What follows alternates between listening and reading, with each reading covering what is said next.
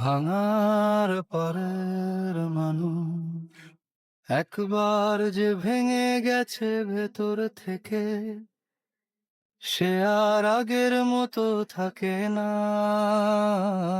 তার ভেতরে জন্ম নেয় এক নীরব লোহা, যা দ্বিতীয়বার ভাঙার মতো নরম থাকে না।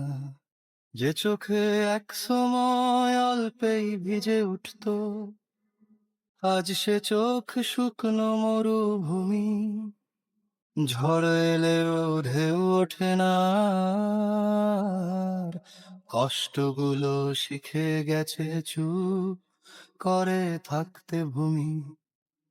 একদিন সে ছিল ভীষণ আবেগী, ছোট্ট কথাতেই ভেঙে পড়তো মন। আজ সে পাথরের মতো নিশ্চুপ দাঁড়িয়ে থাকে, আঘাত এলে নড়ে না তার কোনো স্পন্দন। এ শক্তি হঠাৎ আসে না কখনো, এ শক্তির পেছনে লুকিয়ে থাকে বহু ভাঙন। প্রতিটি রাতের দীর্ঘশ্বাস, প্রতিটি স্বপ্ন ভাঙা, প্রতিটি নীরব দহন। মানুষের মন একবারই ভাঙে আসলে, তারপর শুধু দাগ বদলায় রূপ। কখনো তা হালকা হয়ে মিলিয়ে যেতে চায়, কখনো আবার গাঢ় হয় অদৃশ্য ক্ষতের ধূপ। সে এখন ভালো মন্দ নিজেই বোঝে, কারো ব্যাখ্যা আর লাগে না তার।